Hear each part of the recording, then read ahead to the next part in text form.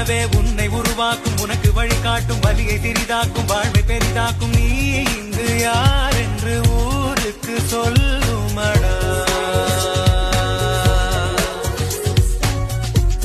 ஒரு கழுகின் சிறகே காற்றை படியாக்கும், கடலை பொடியாக்கும், வானை வழியாக்கும், கனவை நிஜமாக்கும். தோல்வியின் கேள்வியின் வாழ்வினை